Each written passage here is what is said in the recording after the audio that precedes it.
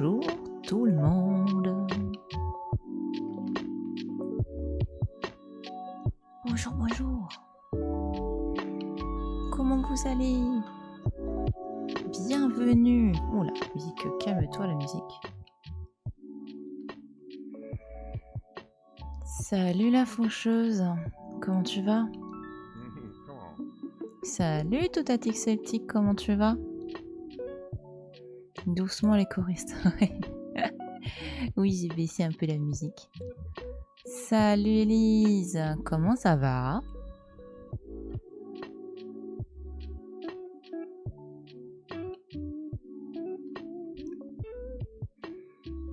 Ok, et toi, on fait aller, et toi? Moi là, j'ai un petit chat qui me regarde avec des yeux pleins d'amour et qui ronronne, donc on n'a pas besoin de grand chose dans la vie, hein? Bah oui, un gros câlin ça. Bah ouais, toujours la même, hein. Non, par contre, tu commences pas à me tétouiller. Hein? T'as ton nanin. En fait, il y a l'autre chat qui dort sur son nanin. Donc, du coup, tout à l'heure, elle était en mode je prends pas beaucoup de place. Oui, mon cœur, qu'est-ce qu'il y a? Oh, mon amour. Ça, c'est un gros bébé d'amour, ça. Hein? T'es gentil. Voilà, donc ça fait plaisir ces petits moments de câlin de chat quand tu. Non, pas ça, c'est mon plaid. Viens, mon cœur, viens. Oh là là là là, tiens, fais sur ça. Voilà.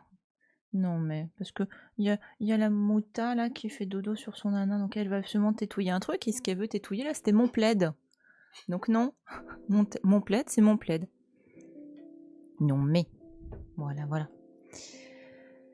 Bah écoute, tranquillou, Élise, tant mieux si c'est tranquille. Et la faucheuse, bah alors, qu'est-ce que tu nous fais la faucheuse? Pourquoi tu fais aller un velcro sur le pied, sur le plaid? C'est pas top, ouais. Voilà. Bah en fait, c'est surtout qu'après, c'est bon. Je veux pas qu'elle prenne l'habitude de faire, de téter mes affaires. Voilà. Oh, ça, c'est un bon chat, ça. Je te jure. Donc ouais, journée un peu.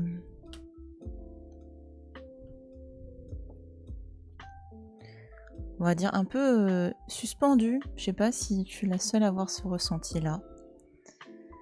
Un peu bizarre. Enfin, un peu. Pas bizarre, voilà, mais. Un petit peu. C'est comme ces journées où t'es un petit peu dans les vapes, dans les nuages, voilà. Alors, donc aujourd'hui, bah on est mardi, donc on va parler de culture aujourd'hui. L'idée de ce stream aujourd'hui, ben, c'est de poursuivre, enfin c'est vrai que je parle de test du jeu du musée des arts décoratifs, histoire des styles et des tendances, donc un jeu développé, allez les filles vous embrouillez pas, hein. Un jeu développé par et pour le musée d'Orsay, ah, mea culpa, la fatigue, les chats m'ont perturbé. Pour le musée des arts décoratifs de Paris, je vais y arriver. Et donc l'idée de ce jeu, c'est un jeu qui aide à apprendre le principe des styles d'une époque à une autre. Donc on en est à, je crois que c'est la troisième session, parce qu'en fait je suis très très bavarde évidemment, comme je suis historienne de l'art et en plus avec une très très grande un très grand amour pour tout ce qui est art décoratif et mobilier, forcément je suis très très pipelette. Donc on a fait, on a été donc du Moyen-Âge jusqu'aux années 30, jusqu'au modernisme. Et donc là on va continuer et je pense qu'on va finir aujourd'hui cette partie. Mais en tout cas c'est un jeu très très très dense, très sympathique, je trouve qu'il est très qui est sincèrement très utile pour l'enseignement.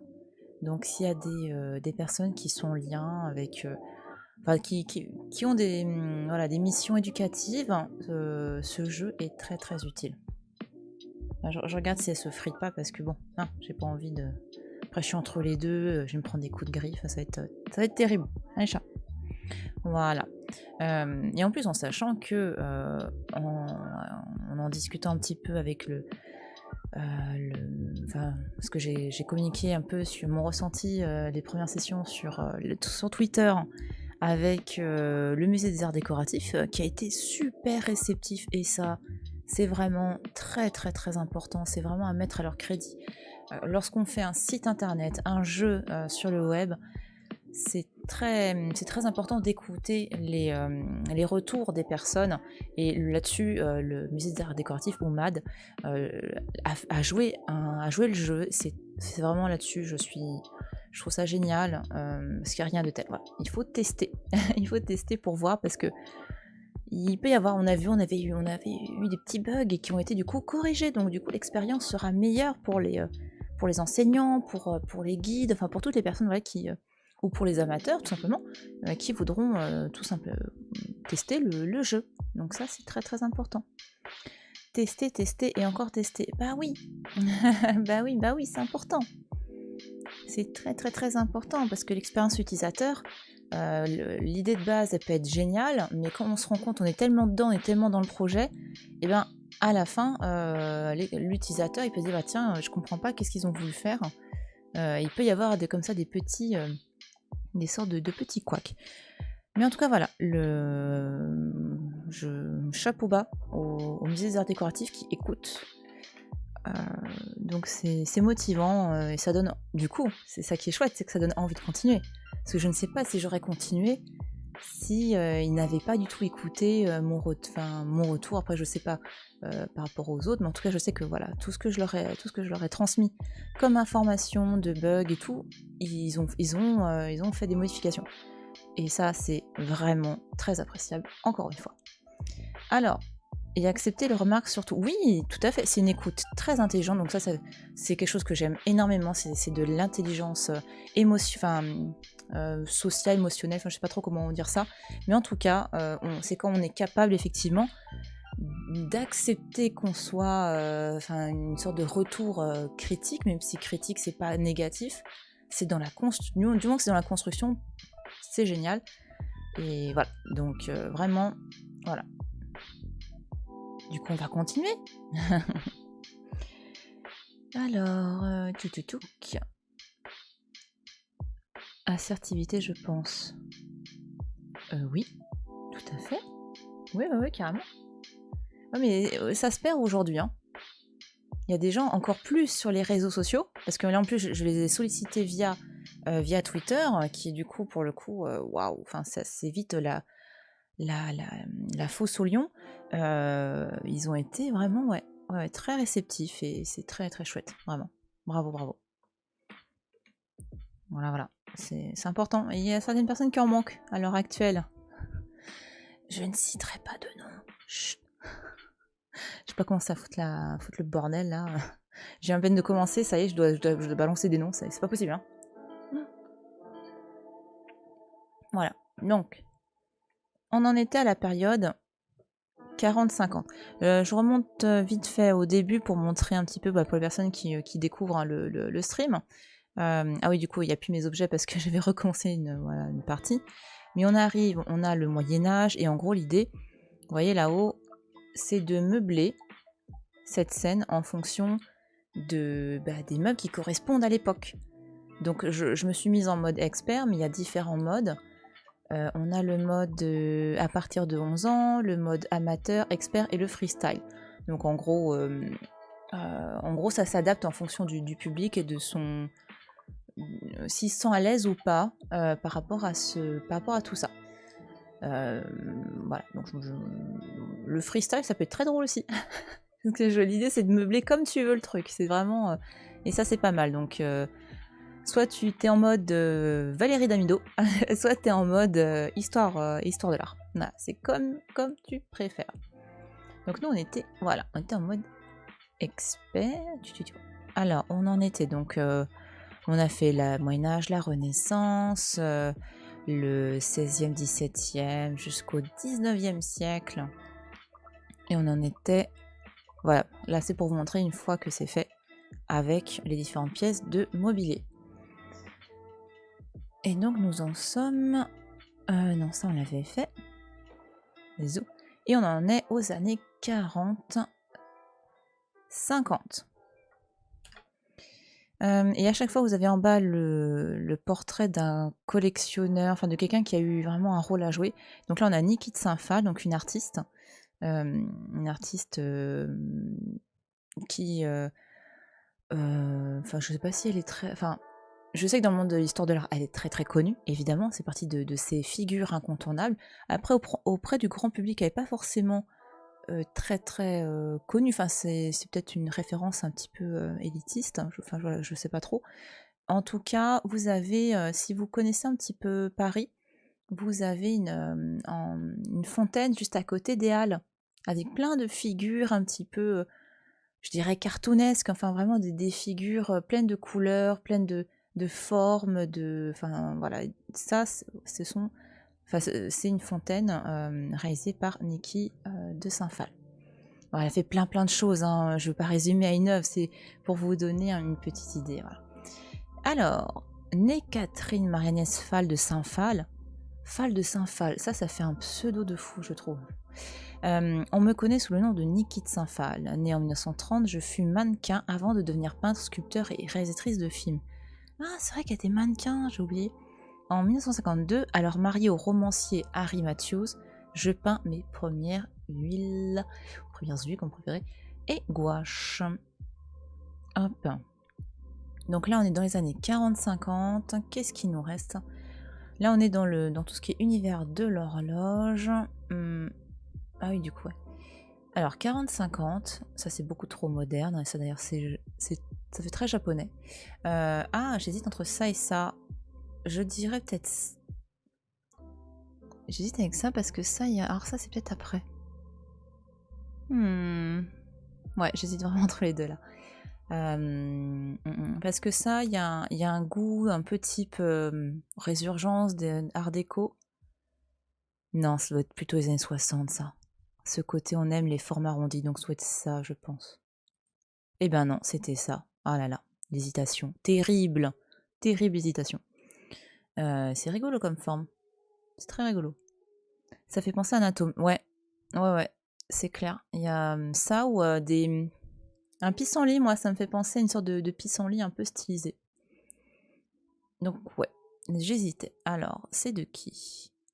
L'horloge murale Ball Clock de Nelson. Ok.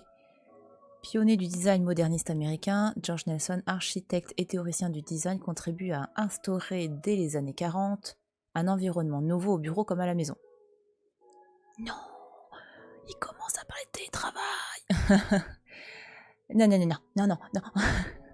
Au-delà d'être à l'initiative de l'innovant concept, celui du mur de rangement, il conçoit des formes à forte présence visuelle et graphique, simples mais affirmées. Ball Clock égrène la mesure du temps à l'aide de l'aiguille des heures surmontée d'une flèche et celle des minutes coiffée d'une ellipse. Ah oui, d'accord, et en effet. Les 12 raies métalliques terminées par des boules colorées, le disque central qui dissimule le mécanisme atteste d'une nouvelle esthétique moderne dont il est un des principaux porte-parole. Tout à fait. Sauf que, alors, pour moi là, entre les années, donc on a vu la période juste avant, on avait commencé à évoquer la question du modernisme, avec le Corbusier. On a parlé un peu de Prouvé. Ça, c'était qui déjà? Je me rappelle même plus. Ça, c'était... Ah! Et en fait, je l'adore, cette designer, elle est irlandaise. Je veux trouver, je veux faire travailler ma mémoire, parce que j'ai des problèmes de mémoire en ce moment et j'aimerais bien faire travailler ma mémoire. Elle est exceptionnelle en plus, comme... ça va me revenir. Donc on a un raisonnement autre, vous vous souvenez, par rapport à l'art nouveau et l'art déco. On est dans une réflexion sur les formes, mais on est sur de la production quand même luxueuse d'objets, de mobilier. On est vraiment sur c'est destiné vraiment à une élite sociale. D'ailleurs, on va même dire un réseau un petit peu, une sorte de microcosme où on retrouve à la fois les décorateurs, les artistes, les couturiers aussi. Donc tout ce petit monde qui se connaît, qui se côtoie, qui fait travailler les uns les autres. Enfin, il y a eu une production incroyable de mobilier de luxe. Et on a eu un peu, enfin carrément, plus ou moins à la même période que cet art déco, on a eu donc une réflexion tout autre autour de la question de la modernité. Je dis pas qu'Art déco c'était pas moderne, hein. C'est plutôt qu'on a une réflexion autre sur cette modernité et sur les matériaux qu'on utilise. Et là, le modernisme, c'est notamment de l'acier, enfin c'est des matériaux qu'on n'a pas l'habitude d'utiliser, c'est complètement inédit à l'époque. Donc ça, c'est ce qu'on va continuer de faire dans les années 40-50, sauf que on va avoir une réflexion autour de l'habitat. Enfin, si tu veux, c'est qu'il va y avoir à la fois la question du mobilier, et on va réfléchir à comment ce mobilier s'intègre dans une architecture. Donc tout ce qui est principe d'œuvre d'art totale, on avait déjà des réflexions autour de ça, notamment pendant l'Art Nouveau. On voulait faire ce qu'on appelait des œuvres d'art totales, donc que tout était art, que les gens y soient entourés d'art. C'était vraiment ça, c'était l'objectif. C'était là-dessus, voilà, on était vraiment dans cette dynamique-là. Là, on est plus, au lieu d'être... On veut de l'art partout, on veut du beau partout. On est plutôt... on se dit, bah tiens, comment le design, comment l'architecture, comment le mobilier, comme ça, comment tous ces éléments-là peuvent créer un tout, mais c'est plus d'un point de vue structurel. Alors que l'Art Nouveau, c'est plus esthétique, c'est plus voilà, sur des concepts de beau dans la globalité. Là, oui, il y a plus une notion de structure, de design, donc de choses qui sont performantes et qui peuvent être aussi agréables à l'œil, hein, ça ne s'exclut pas.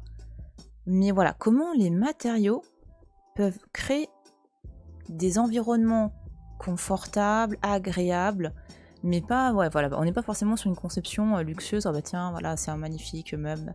Non, c'est comment cette chaise, elle correspond bien à des nouvelles manières de s'asseoir, elle est légère, elle est en matériaux super modernes, voilà, on est sur ces problématiques-là en fait.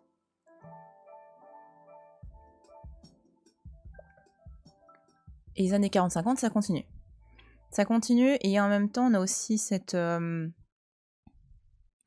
coupure, enfin ça s'arrête pas, mais on va avoir... c'est toujours un petit peu plus ralenti du fait de la guerre. On va avoir une sorte de... les choses prennent un petit peu plus de temps par rapport à, voilà, cette guerre. Puis attention, c'est pas parce qu'on est dans les années 40-50, là, ce qu'on voit, c'est pas ce qu'on voit dans toutes les maisons, en fait. Voilà, là, on est dans une sphère parisienne, dans des beaux appartements, enfin, de toute manière, voilà, on est dans l'environnement un petit peu de Niki de Saint-Phal. Ça se trouve, c'est sa collection, je sais pas ce qui est marqué là, attends, je regarde. Laurent Descomines, je sais plus si c'était un proche, enfin, non. Laurent Descomines, c'est un collectionneur, je crois, de... Mais en tout cas, on est encore dans cet univers, hein. Donc on a encore des intérieurs qui font un petit peu vieillot. Tu vois, un truc tout con, un film que je trouve vraiment très, très parlant pour voir ça. Un film en plus que j'adore parce qu'il est très drôle. C'est Le Viager. Quand tu regardes Le Viager, on est sur cette évolution. Enfin voilà, en gros, c'est l'histoire de Michel Serrault, un homme qui vend sa maison à Galabru en viager. Et l'histoire, en gros, c'est je vous enterrai tous, mais il est pas méchant, ce monsieur, il est adorable comme tout, il est, voilà. Et cette expression par excellence, voilà, je vous enterrai tous, il l'incarne parfaitement, ce monsieur. Et à l'intérieur de ce film-là, tu vois l'évolution de l'intérieur. Et on a encore dans les années 40-50, on a encore des intérieurs qui font très vieillot, en fait, qui font très Art Nouveau. Et c'est normal parce que il y a la modernité d'un côté, mais il y a encore des pratiques de l'autre, enfin ça dépend des gens. Voilà. Donc juste pour dire que faut pas imaginer que ça change du jour au lendemain, et il y a des pratiques variées qui se côtoient pendant des années. Voilà. Et la lumière. Donc tout ça on l'avait mis. Puis là oui, du coup c'est grisé parce que ça faisait partie de la partie précédente. Et hop. Voilà. TikTok. Ça, c'est très très beau. Cet artiste, c'est à la fois un sculpteur et un luminaire qui s'appelle Royer. Et Royer, par exemple, lui, il n'a pas d'idée sociale en tête. Enfin, c'est quelqu'un qui... Sa clientèle, c'est une clientèle toujours prestigieuse, en fait. Hein. Donc, tu vois, on garde des pratiques un petit peu de l'art déco aussi. Hein. C'est juste qu'ils vont exploiter des nouveaux matériaux. C'est vraiment ça le truc à retenir. Jean Royer développe son goût de l'ornementation à partir des matériaux courants dans les années 50 et 60. Le tube de métal devient une ligne ondulée et participe à son répertoire décoratif. La fonction d'éclairer est sublimée par cette forme inspirée de la nature. Voilà, donc Royer, c'est en général c'est ça. Il fait des belles choses comme ça. Enfin, il fait des sortes de filaments, voilà, qui semblent s'épanouir un peu comme des plantes. Donc là, ça me fait penser aussi un petit peu au, tu sais, dans Chihiro et dans ses films, tu sais, les petites loupiottes japonaises qui semblent un petit peu volter. Je trouve ça rigolo. Mais voilà, donc Royer, une production, on est proche de la sculpture, on est vraiment dans une réflexion. Oui, ok, ça fait de la lumière, mais c'est plus que ça, c'est une sculpture, c'est une belle forme dans l'espace. C'est comme ça qu'on définit la sculpture. Hein. La sculpture, c'est une forme dans l'espace. Donc après, avec ça, tu peux faire des milliards de choses. Tout peut être sculpture avec ça. Mais c'est le but. Du métal vivant. Ouais, c'est ça ou comme une sorte de fil qui semble s'échapper. Enfin, je trouve que c'est très poétique ce qu'il fait Royer. Enfin, c'est très très beau. Ah, il meurt en 81, Royer. Je pensais qu'il était mort un petit peu avant.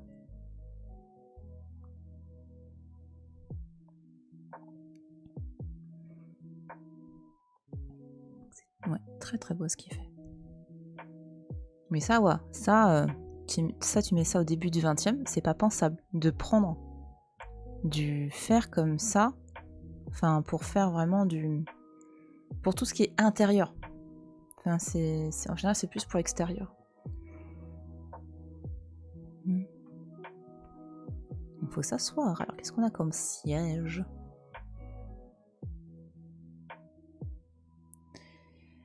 Là, on va mettre du prouvé.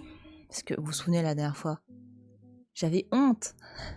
Parce qu'en fait, voilà, là, on a l'un des créateurs de meubles, designers les plus connus. Enfin, lui, dans le milieu des designers, le monde de l'histoire de l'art, du mobilier, c'est pas que c'est une star dans le sens où... voilà, c'est quelqu'un, c'est l'un des grands noms. Voilà, c'est un des grands noms de cette histoire du mobilier. Il s'appelle Prouvé. Et en fait, Prouvé, c'est un personnage, je trouve, fascinant. Il est fascinant. Et j'aurais vraiment... Ça, c'est le genre de mec, j'aurais vraiment voulu le rencontrer. Il y a rarement des artistes comme ça, tu dis, tiens, j'aurais bien voulu discuter avec lui du monde, de la société dans laquelle on vit. Enfin, voilà, lui, c'est clairement ça. Jean Prouvé, c'est quelqu'un, pour dire, dès que, en hiver 54, dès que l'abbé Pierre a créé Emmaüs, les compagnons d'Emmaüs, tout de suite, il s'est rallié au truc et il a tout fait pour construire participer à tous les projets pour aider les différentes communautés. C'est quelqu'un qui... son histoire, elle est incroyable. C'est aussi quelqu'un qui... attends, je remonte un petit peu dans le temps, parce que sinon je vais partir dans tous les sens. Faut que j'ai une structure. Prouvé, c'est le fils d'un artiste Art Nouveau qui s'appelait Victor. Victor Prouvé, en gros, après, quand on avait fait la période Art Nouveau, on avait vu deux noms, surtout on avait vu Émile Gallet et Majorelle. Et Émile Gallet, à sa mort, il va avoir quelqu'un qui va prendre un peu la suite de l'Art Nouveau, si on peut dire ça comme ça, et c'est Victor Prouvé, le papa de Jean. Donc Jean Prouvé, quand il naît, il est déjà dans une culture, une très très belle culture Art Nouveau, mais pas que. Jean Prouvé, il se forme auprès d'un ferronnier Donc c'est quelqu'un qui travaille le métal. Lui, il vient du coin de Nancy, hein, donc tu sais, sur la place de Nancy, tu as des belles ferronneries, des belles grilles, et en fait, il a participé notamment à ça. En tout cas, voilà, c'est quelqu'un qui maîtrise la ferronnerie. Voilà, c'est quelqu'un qui est à la fois dans un univers d'artiste et en même temps qui est dans cet univers un petit peu manuel, un petit peu savoir-faire, l'artisanat. Et lui, bah, il va très vite s'intéresser au mobilier. Il va se dire, bah tiens, comment on peut... tout ce que j'ai appris, comment je peux faire du meuble. En plus, bah, via son papa, voilà, forcément, il s'y connaît. Et du coup, bah, il va travailler sur la question du mobilier avec tout ce qu'il a appris dans la ferronnerie. Donc il va travailler l'acier, il va faire des tubes d'acier. Et bah, après, il va y avoir la guerre. Lui, il va quasiment... de mémoire, quasiment tout de suite... Enfin, en gros, c'est quelqu'un qui va entrer dans la résistance.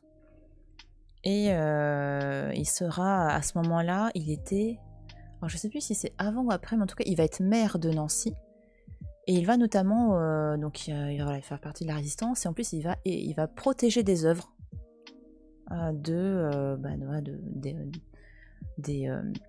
alors, soit de la fonte, parce que en gros, bah, sous le régime de Vichy, il fallait faire fondre notamment les statues en métal pour donner du métal aux nazis.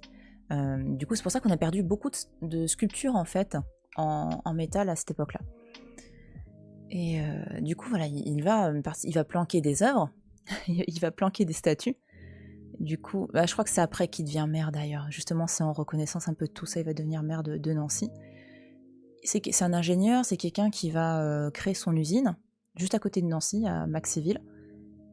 Et il va faire plein de mobilier.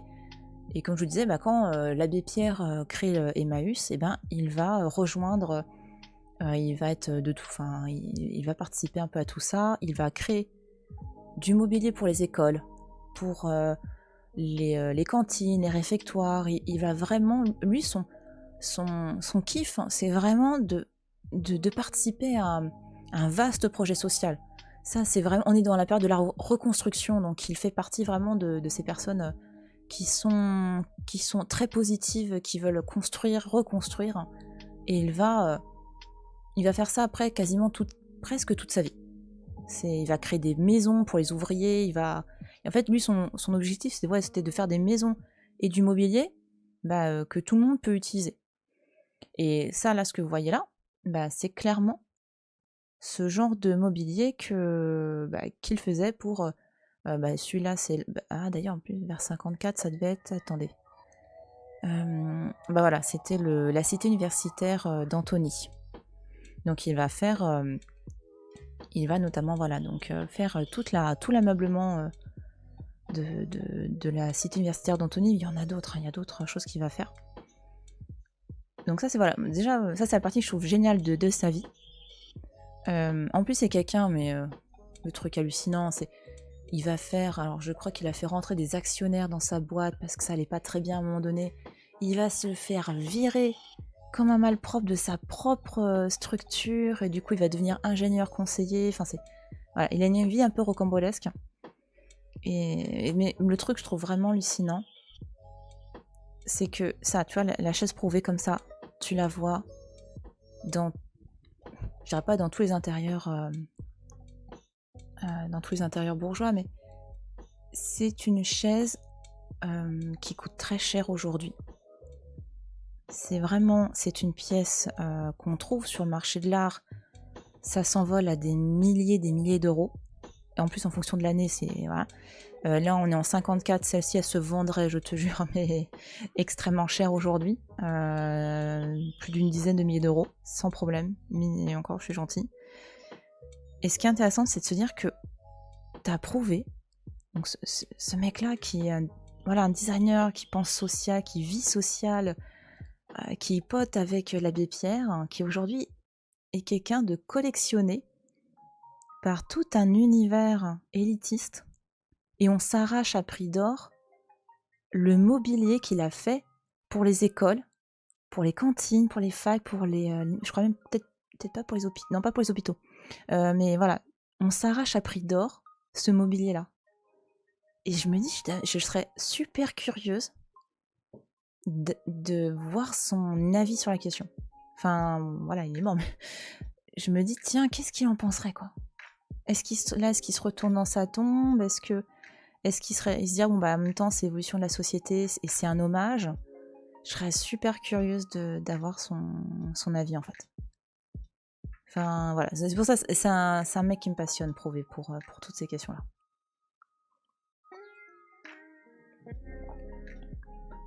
Enfin, voilà, c'est rigolo, quoi.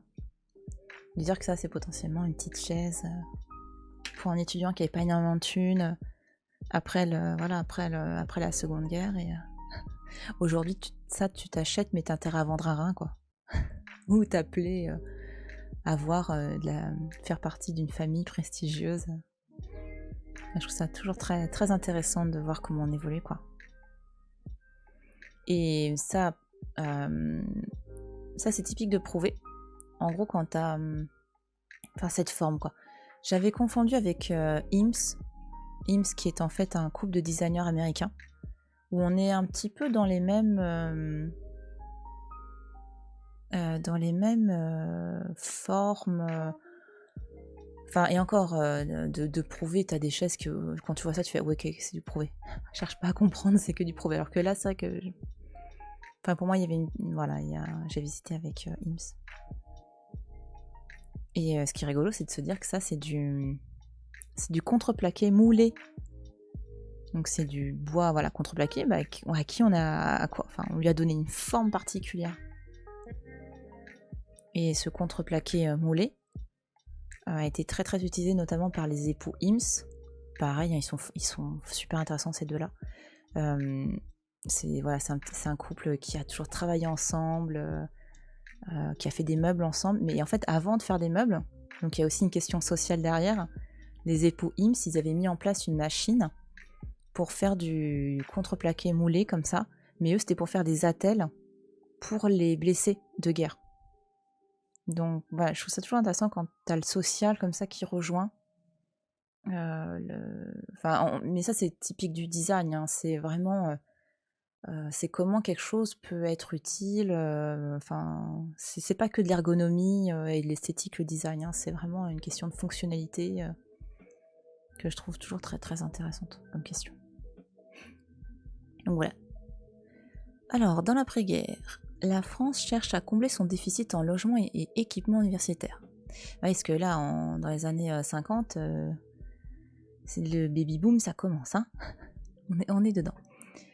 Jean Prouvé remporte le concours d'ameublement de la cité universitaire Jean Zay d'Antony et dessine spécialement un modèle de siège en contreplaqué moulé dont la ligne souple prouve que l'économie de moyens et la fonctionnalité du mobilier n'enlèvent rien à une certaine recherche formelle. Cette chaise basse s'apparente à une chauffeuse qui devient une typologie très en vogue à cette époque. Donc ouais, voilà, donc concrètement, c'est pas parce qu'on a peu de moyens, de matériaux, qu'on peut pas faire des choses élaborées. Concrètement, c'est ça le truc, hein. J'avoue, j'aime vraiment cette période, je la trouve très élégante.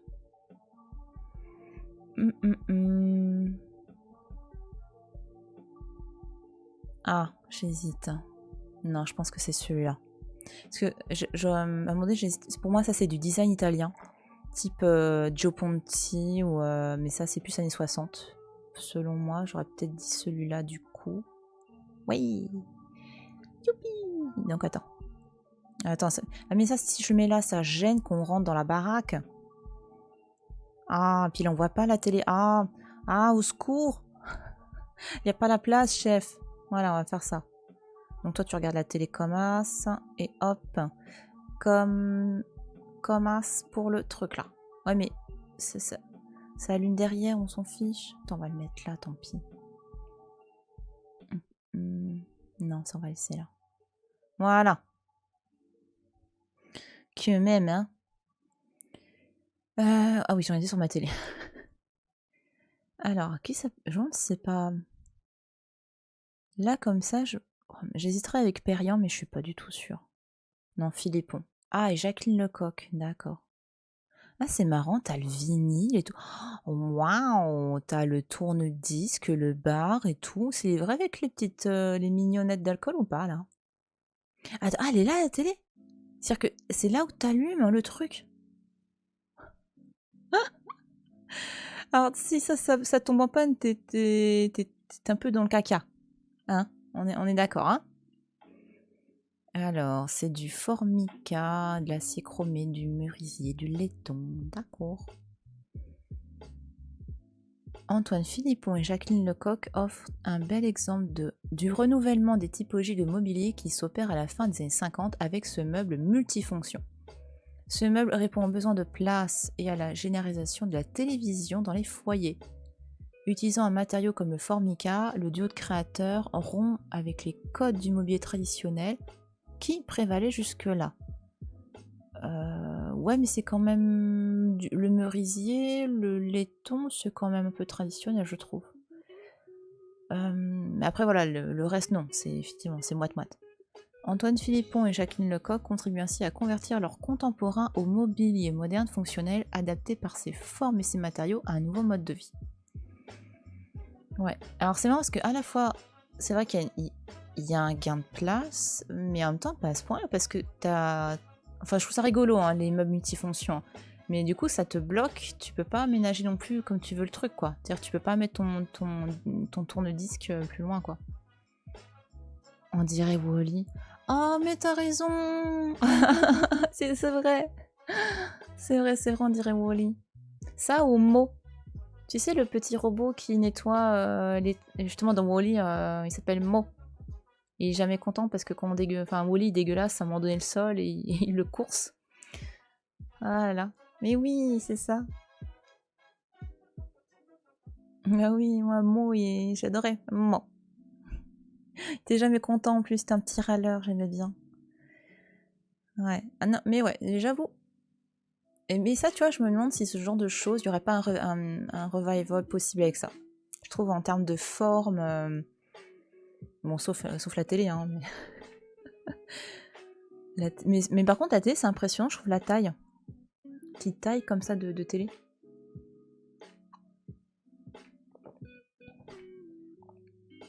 Parce qu'en ce moment, t'as pas mal de choses comme ça autour de les mini-bars. Ça revient ça à la mode, les mini-bars un peu planqués notamment dans les globes. Enfin, bah, je crois que c'est ça. J'ai l'impression que ça revenait à la mode, ce truc. Enfin, moi, ça, je trouve ça rigolo. Hein, le petit meuble qui, en fait, te permet de planquer ta bouteille. Oh, je trouve ça trop drôle.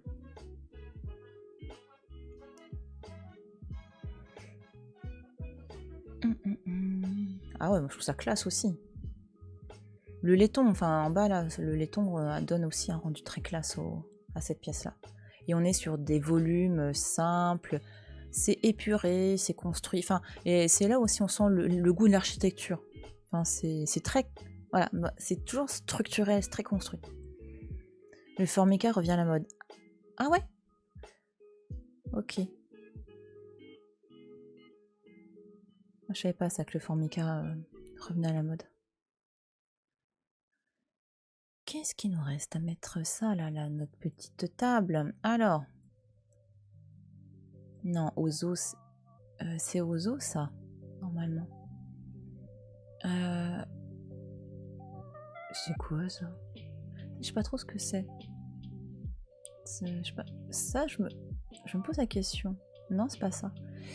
Mais ça, je vois pas très bien ce que c'est de là. C'est quoi ce truc? Ah, c'est un porte-revue sur le côté là? Non. Qu'est-ce que c'est? Alors ça j'avoue, ce truc-là, il m'interroge. Alors ça aussi, j'en profite. Vous vous souvenez, la dernière fois, on n'avait pas de la super qualité en image. Ben ça, c'est pareil. C'est en gros, c'est en regardant le replay de la dernière session.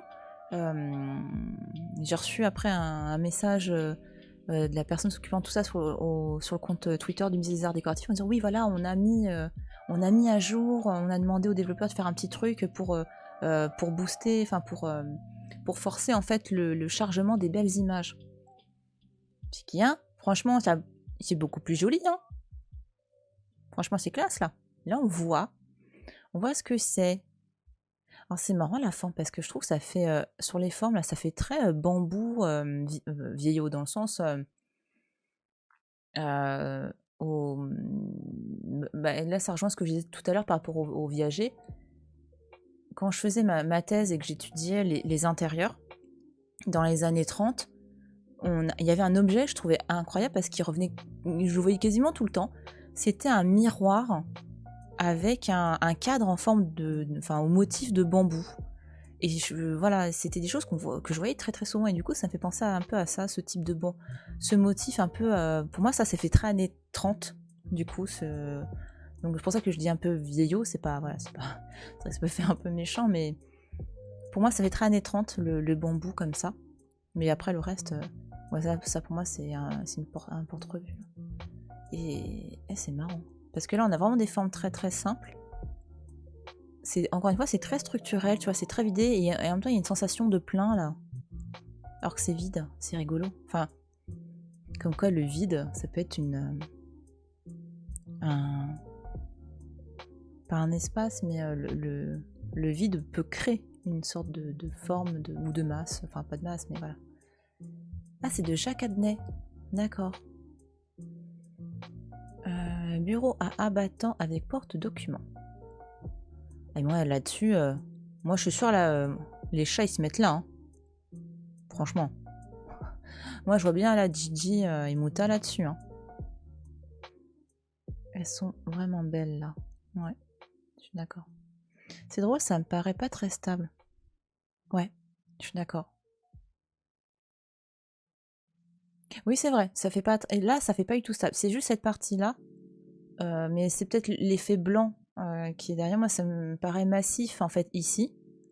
Mais effectivement, là, ça semble pas très stable, je suis d'accord avec toi. En fait, t'as l'impression que le truc, il se replie complètement. Enfin, parce que là, c'est un truc à abattant, mais t'as l'impression que le truc, il peut faire plouic et tu le transportes avec toi. Ça donne cette sensation-là. Achat grâce au mécénat de Moe Tennessee et de la Société d'organisation culturelle. Waouh! 6000 cuir, c'est même pas du vrai cuir? T'as une nous arnaque, Adnet, là. Je te jure. Ah, carrément, quoi. Ambassadeur du goût français. Jacques Adnet est, par ce bureau, fidèle aux préoccupations de rationalisme et de fonctionnalité qui règnent dans l'industrie du meuble dans l'immédiate après-guerre. Adepte de techniques raffinées, oui, parce que tout ce qui est cuir, laiton, voilà. On est encore un petit peu dans l'art déco. Hein.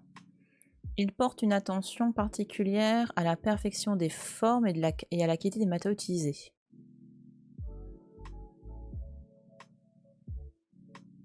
Ouais. Oui. Ouais, après, c'est vrai, voilà. Là-dessus, je te rejoins un peu, Lise. Ça semble moyennement stable. Je trouve pas que ce soit si parfait que ça en termes de forme. Je trouve que c'est un peu... Enfin,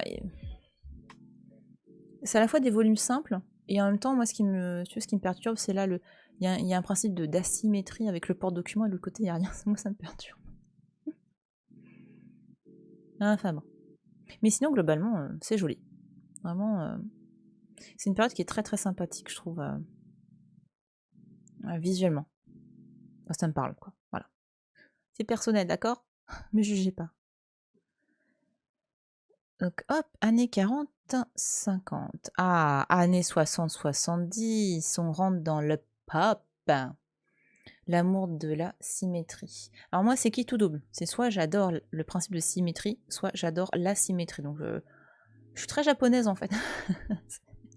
C'est parfois le principe d'asymétrie, je trouve que c'est incroyable en termes de construction. Et parfois, ça marche pas du tout, donc il me faut de la symétrie. Voilà. Puis c'est chiant comme mot à dire asymétrie et symétrie. C'est galère.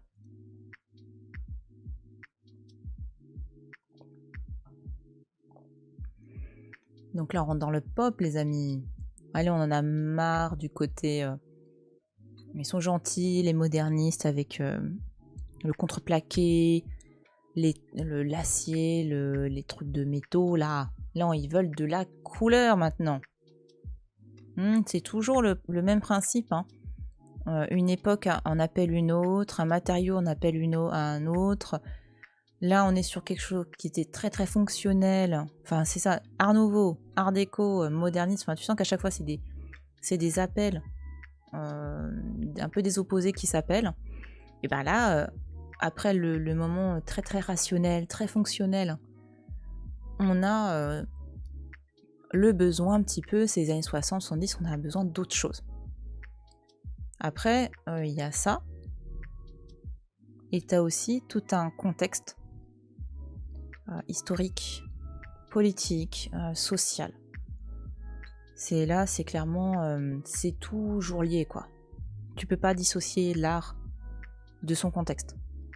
Enfin, si tu le fais, en fait, c'est de l'esthétique que tu fais. C'est-à-dire que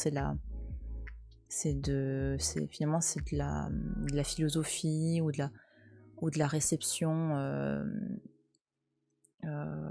enfin, voilà, de l'appréciation. Mais en tout cas, l'art aujourd'hui, enfin non, enfin, quand tu étudies l'art aujourd'hui, voilà, c'est mieux, tu peux pas retirer tout son contexte social, politique. Sinon, ça n'a pas de sens, quoi.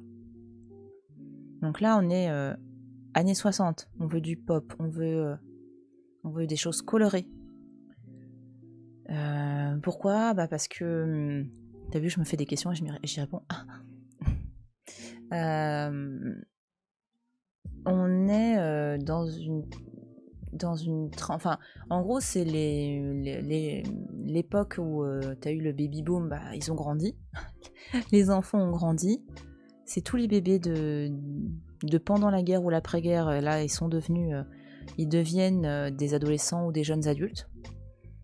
Ils ont vu la reconstruction, ils ont été élevés selon un schéma social.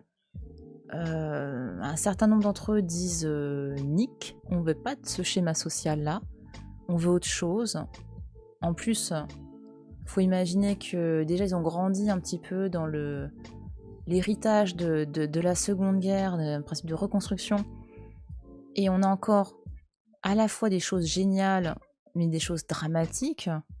T'as la crise de Cuba, qui effraie le monde entier. T'as la guerre de 6 jours en Israël. T'as quoi d'autre ? T'as l'assassinat de Martin Luther King, l'assassinat de Kennedy. Enfin, t'as des trucs qui sont hyper anxiogènes dans les années 60. T'as aussi la guerre froide, hein, c'est un climat anxiogène aussi. T'as aussi le début de la guerre, l'ancienne guerre en Corée, hop, qui devient Hey, merci pour ton follow, mais si ce que tu recherches ici c'est de la culture, tu n'auras point ce que tu recherches dans ton pseudo, mon cher.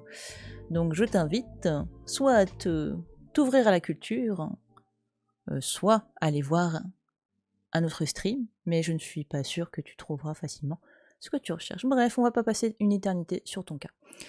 Alors, donc on est voilà, sur vraiment une époque où ouais, tu avais la guerre de Corée dans les années 50, et là on va vers la guerre, notamment la guerre du Vietnam. Enfin, tu vois, c'était vraiment un climat qui était assez tendu. Et du coup, bah forcément, ça aussi c'est super anxiogène. Donc t'as ça, qui est super anxiogène. Et en même temps, t'as des trucs qui sont super positifs. T'as la conquête de la Lune, quoi. Enfin, ok, il y a la guerre froide, donc c'est une course à l'armement, c'est aussi une course à la conquête de l'espace. Mais on va sur la Lune, quoi. Là-dessus, c'est un climat génial. C'est super intéressant. T'as la première... Alors, je crois que c'est les années 60. T'as la première opération au niveau du cœur. Scientifiquement, t'as plein de choses. Tu as aussi... au niveau culturel, tu as des artistes comme Warhol. Et en fait, le truc qui va vraiment changer la donne, c'est cette jeunesse. On parle de Youthquake, donc de ce tremblement des générations. Parce que tu as toute cette nouvelle cette jeune génération qui, en gros, est hyper opposée à la guerre. C'est l'époque, à la fin des années 60, c'est Woodstock. Hein. Donc du coup, on a une génération jeune, super dynamique, qui en a marre de ce climat anxiogène et qui dit non, non, mais t'inquiète, on va faire un monde qui bouge, un monde coloré, un monde pop, finalement. Le monde était plus violent du point de vue des crimes aussi. Ouais, oui, en plus. C'est vrai que on a cette impression, nous, aujourd'hui, que le monde, il est violent, qu'il y a énormément d'agressions, comme si ça augmentait, alors que, bah non, pas du tout. Et surtout que c'est moins violent. Il y a une époque, c'était d'une violence incroyable, les crimes dans la rue ou autres. Franchement, c'est moins violent. Donc voilà, c'est à la fois un climat très anxiogène, et en plus, c'est un climat qui rêve de l'avenir, c'est un climat aussi super positif. Et tout ça va se ressentir dans les meubles en fait. C'est un peu bizarre, mais oui.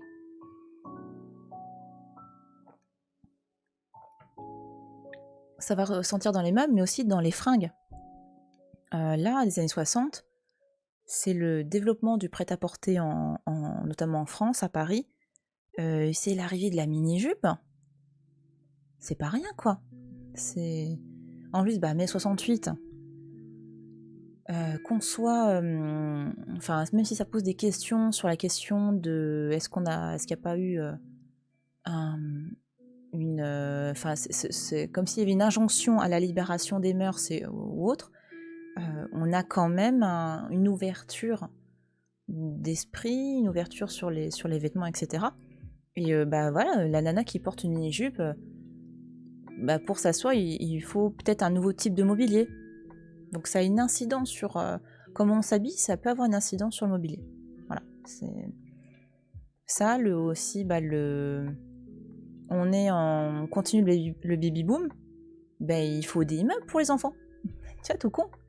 Parce que si on a du mobilier tel que Prouvé avait fait pour les écoles et tout, mais chez soi, comment on fait si on a des petits bouts de chou qui ont besoin de jouer, si on a des petits bouts de chou qui ont besoin de mobilier. Et puis en plus, ces petits machins, ça grandit vite. Donc t'imagines, tu mets tout ton salaire dans du mobilier pour les enfants et puis ils grandissent, hop, hop, hop, et on va trouver de nouveaux matériaux. Tu vois le truc ? Enfin, avant on faisait comme ça, hein. Mais là il y en a, voilà, on est vraiment dans une démarche. Allez, faites des bébés, voilà, faites plein de bébés.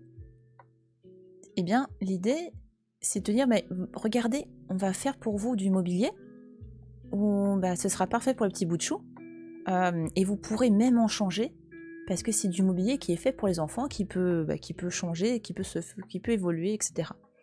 Alors pourquoi je vous dis ça ? Voilà. Attendez, on y va direct. Vous allez comprendre pourquoi je vous parle de ça.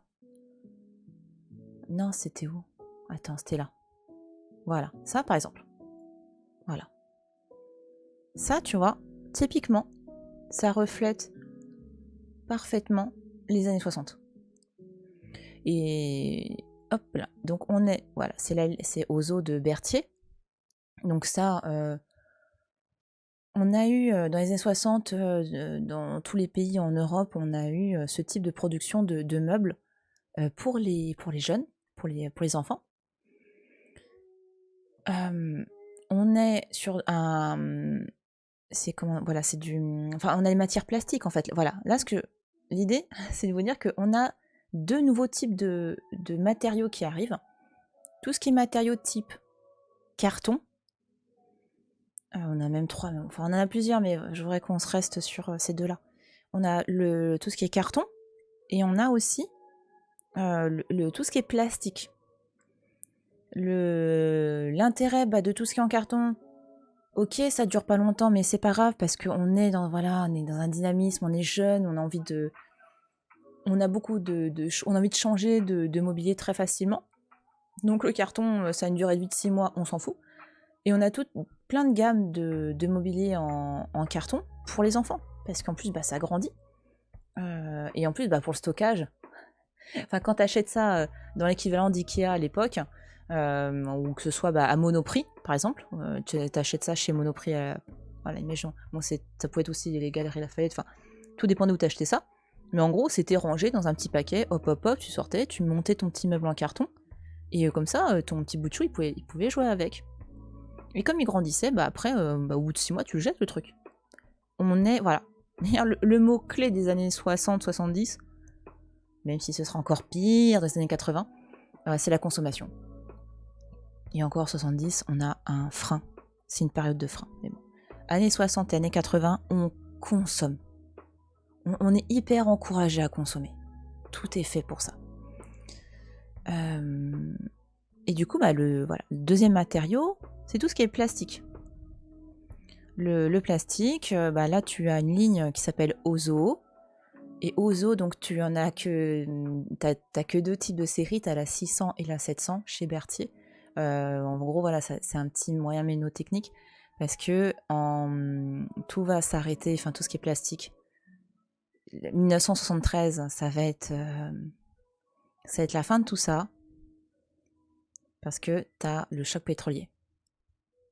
Du coup, années 60 jusqu'à 73, on a du mobilier en plastique à foison. Après, non. Après, on va se dire, ah merde, ça pollue.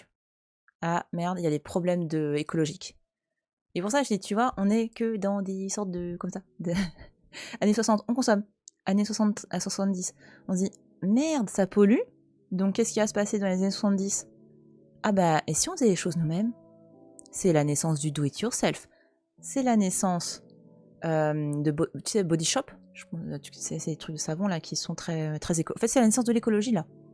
Puis après, hop hop hop, ça redescend. Dans les années 80, on en a marre. On veut consommer comme des malades. Bon, après, tu me diras, années 90, ça continue. Là, on est dans une nouvelle ère où on essaie de... on n'a plus vraiment le choix. On repense enfin, enfin pas partout, mais on pense de nouveau écologie. Donc voilà. Donc là, on est dans le moment plastique. En plus, il y a plein de couleurs, c'est pop, voilà. C'est le mot d'ordre, c'est le pop, on adore ça. Donc on a des choses pour les enfants, mais aussi pour les adultes. Et le plastique, en soi, ça coûte pas cher à ce moment-là, hein, ça coûte vraiment que dalle. Par contre, ce qui coûte super cher à l'époque, c'est les moules pour faire ces meubles-là.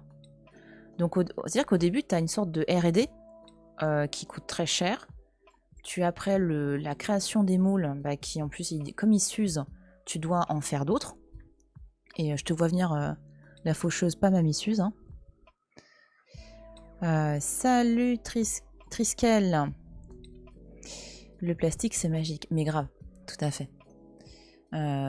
Donc, on a effectivement les moules qui coûtent super cher. Alors, comme ça coûte cher, l'idée, c'est d'en vendre plein. Et pour ça, le truc qui va vraiment se développer à ce moment-là, c'est le marketing. C'est à cette époque-là que ça apparaît et qu'on essaie de convaincre... qu'on va vraiment dédier des services de marketing pour acheter ce type de mobilier. T'as rien fait encore la faucheuse. C'est cela, oui. Voilà. Donc voilà, on a du mobilier qui doit être accessible, qui doit plaire à tout le monde, qui doit suivre un petit peu la famille, mais dont on peut se débarrasser. Enfin, faut imaginer le nombre de choses qu'on jette à cette époque-là. C'est pour ça dans les années 70, on se dit non mais là, faut arrêter les gars, on déconne grave. Là, années 60-70, ça va être... ça c'est... Oh, comment il s'appelle ça, c'est après lui, d'accord. D'accord, pardon. Je suis désolée. Mais oui, c'est ce que je vous disais plus tôt, là. C'est italien, ça. Hop. Voilà. C'est Joe Colombo. Merci Triskel pour ton follow. Bienvenue. Essaye de deviner ton âge, mais je peux pas. Là, comme ça, j'ai aucune idée. Donc, en Italie, on va avoir aussi un...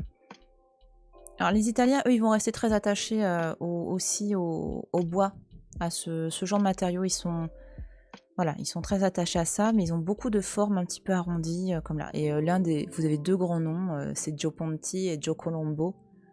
Hein, c'est pas l'enquêteur, hein, calmez-vous. C'est le designer. Donc là, on a un meuble container qui, voilà. Bah c'est marrant. Là, en gros, donc un meuble container modulable à usage multiple qui occupe le cœur de la pièce à vivre telle une sculpture. Donc, encore une fois, la sculpture, c'est une forme dans l'espace. Et c'est-à-dire que pour Colombo, voilà, on est à la fois sur un meuble et sur une sculpture. Le Combi Center, putain, ça fait tellement de nom de magasin, est loin du buffet traditionnel à angle droit venant s'adosser au mur. Il bouleverse ainsi la typologie traditionnelle du meuble de rangement. Le rapport que les objets entretiennent à l'espace qu'ils occupent et à leurs utilisateurs s'inscrit dans une nouvelle réflexion entamée par les designers dans les années 60. En fait, dans les années 60, 70, 80, les Italiens sont des designers très très très prolifiques. S'ils sont vraiment... il y a des studios qui se multiplient, notamment la ville par excellence du design, c'est Milan. Ils sont vraiment au taquet, ils produisent énormément de... Enfin, il y a vraiment beaucoup de réflexions autour du mobilier, ce que le mobilier apporte à la ville, à la vie et à la ville, de manière générale. Ouais, très très 70. Ça fait nom de voiture familiale aussi. Ah, grave. Ouais, ça fait nom de... Ouais, grave.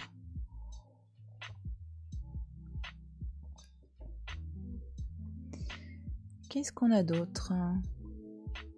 Ah voilà, ça par exemple, ouais, ça c'est années 60 du coup. Tchouk. On retrouve le côté un peu ludique, je pense, de l'horloge là. Par contre, je sais pas de qui c'est. Enzo Mari. Calendrier Timor. Macro long PVC lithographié. D'accord. Ah là, il y a... Putain, il n'y a qu'une phrase. Enzo Mari tire profit des matériaux nouveaux et peu coûteux tels le plastique, très en vogue dans les années 60, pour concevoir des objets du quotidien, dont des fournitures de bureau de l'éditeur danaise. Et puis là aussi, donc ça c'était dès les années 40-50, les designers se rapprochent, enfin ils sont très très, voilà, c'est plus simple pour eux, ils se rapprochent des éditeurs qui vont du coup produire eux ils vont concevoir, ils vont faire des prototypes, ils vont créer des meubles, mais après c'est pas eux forcément qui vont faire tout un tas de je sais pas, ils ont une commande de 200 pièces, c'est pas eux forcément qui vont les faire. Prouvé, il avait une usine, mais une fois qu'il a été notamment viré de son usine, il a pu faire quelques partenariats avec d'autres maisons d'édition. Pareil qu'on avait vu là, attends, vite fait, que je te remontre. Voilà, ça, la chaise pliante du Corbusier, de Jeanneret et de Perriand, ça a été édité, c'est pas eux qui le fabriquaient dans leur atelier, ils n'avaient pas du tout assez de machines, de place pour faire ça eux-mêmes. Hein. Chut, pas de marque, tout à fait. La lumière, il nous en reste deux. Ah, il y a ça, ça doit être ça, mais ça aussi, ça doit être italien, ça aussi. Enfin, ça fait comme ça de loin, ça fait italien aussi. Non, pas du tout. Oups. Pardon, Roger. Donc c'est de Roger Talon. Ah bah oui, je suis con. Oui, tout à fait. Roger Talon, ouais, c'est des petites formes très... pas naturelles, ouais, aussi naturelles. Enfin, on est sur des petites formes très simples qui essayent de représenter un peu la nature de manière un peu schématique, si tu veux. Donc là aussi, on trouve un petit peu le principe de l'atome, je trouve. Donc voilà, donc là, on le voit. Talon, c'est le créateur. Et l'éditeur, en l'occurrence, c'est une galerie. Donc ça veut pas dire forcément qu'on est que dans de l'usinage. Hein. Ça peut être une galerie qui fait des éditions de, là, notamment de ce lampadaire. Alors, par sa silhouette audacieuse, ce lampadaire est symbolique des années 60, qui voit apparaître une grande liberté formelle dans l'industrie du meuble. C'est également à cette époque que des designers comme Roger Talon, avec ce lampadaire qui fait partie de la série Module 400, développent les gammes de mobilier, luminaires, tables, chaises, etc. autour d'un module formel ou d'un même matériau. Ouais. Et puis en plus, tu as les gens comme Talon. Alors Talon, il a fait... je me demande s'il a pas travaillé pour la SNCF. En tout cas, c'est l'époque aussi où tu as les designers donc qui font des meubles à la fois, voilà, pour tout le monde, des choses qui s'achètent très facilement. Donc là, on est plus le lampadaire, là, c'est plus un truc un peu d'exception. Et tu as aussi le design global. Par exemple, tu as plusieurs... attends, c'était Colombo ou Ponti? C'est Ponti. Ponti, il a designé notamment truc qu'on connaît tous, mais on ne sait pas, c'est lui le designer, c'est la machine à café à l'italienne, là. C'est Ponti, si je me trompe pas. C'est Joe Ponti qui a designé cette forme de la cafetière italienne et qu'aujourd'hui, tout le monde reprend, voilà, alors que c'est à l'origine, c'est le travail d'un designer. Donc on a... voilà. Si, je crois que Talon, il avait fait les motifs de certains trains. Si, je crois que s'il avait fait ça. Si, ça me dit quelque chose. T'en as qui ont aussi fait des tubes de dentifrice, des fers à repasser. Enfin, c'est là où le métier de designer, ça regroupe beaucoup de choses en fait. Hein.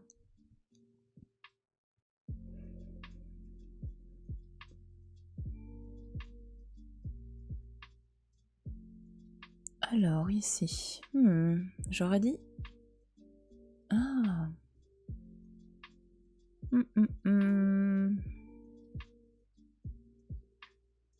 Alors là, j'hésite entre les trois. Là, pour moi, c'est pas simple.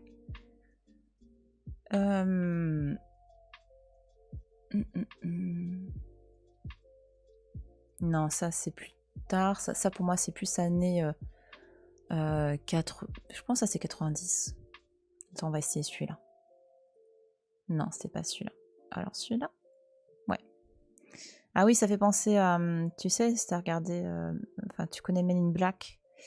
À un moment donné, quand Will Smith il remplit le questionnaire pour devenir un Men in Black, il galère avec un fauteuil. Et ce fauteuil-là, il est typique années 60. On est complètement là-dedans. Ah bon, c'est pas lui pour la cafetière? La cafetière italienne, c'est pas Joe Ponti. Ah bah pardon. Ce serait Colombo? Ou... C'est marrant. J'étais quasiment...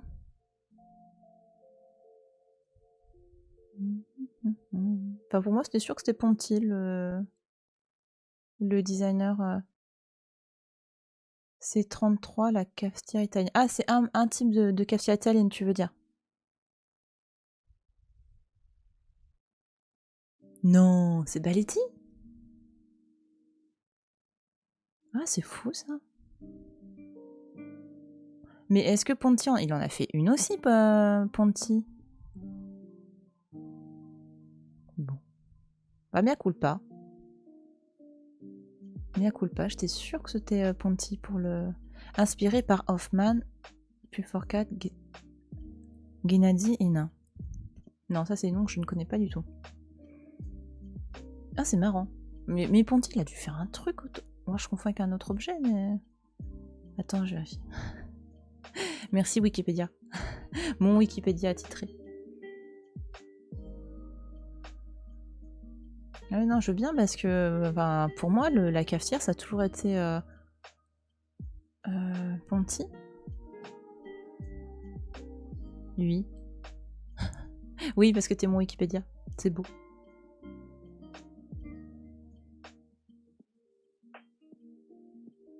Et enfin.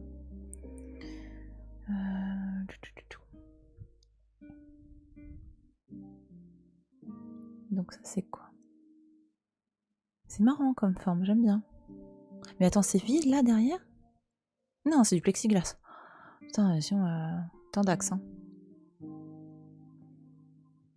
Hop, bah dès que tu sais, ouais, je veux bien l'info. Parce que ça m'intéresse et en plus, si je me suis trompée, il faut se rattraper. C'est important. Alors, donc là, on a le fauteuil bulle. Oh là, la petite typo. Christian Degnos qui est né en 11 944. Donc il est né en 1944, mort en 1992. Plexiglas, acier tissu. Ce fauteuil a la forme enveloppante et caractéristique de la vision hédoniste et des nouveaux modes de vie des années 60.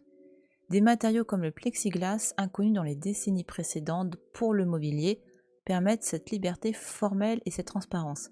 Ouais, parce que ça doit être... Tu dois te méfier là-dedans quand tu t'assois là. Hein. Ça doit être... Ça doit être perturbant. Hein. Mais effectivement, voilà, il y a ce côté aussi on a plein de nouveaux sièges, de nouveautés. Et voilà, comme je disais, dans Men in Black, t'as à un moment donné, voilà, cette sorte de fauteuil œuf qu'on retrouve dans plusieurs librairies, des galeries, des intérieurs où on a voilà, ce goût pour le design. C'est des pièces emblématiques des années 60. Alors, c'est une machine à café. Ah, mais oui! Pardon, Oui, ok. Ok. Oui, c'est vrai. Ouais, merci, ça me dit quelque chose maintenant. Attends, je vais regarder vite fait. Oui, et je crois voir laquelle c'est, si je ne me trompe point. Oui, la Pavonie. Voilà, merci. Merci la faucheuse. D'accord. Bon, au moins, il y avait une thématique qui était la bonne, c'était le café. Merci beaucoup. Ok, mais moi, ouais, j'étais persuadée que c'était la cafetière. Bon, bah écoute. Merci en tout cas pour ton retour. Enfin voilà, oui, il y avait la théma du café. Voilà, on va dire ça comme ça. Ne me jugez pas. Et donc du coup, c'est Baletti, la forme super connue du... D'accord, ok. Je m'en souviendrai. Attends, il nous manque quoi là? C'est bon, on a tout là. On a tout sur la période 60-70 là. Ouais. Non.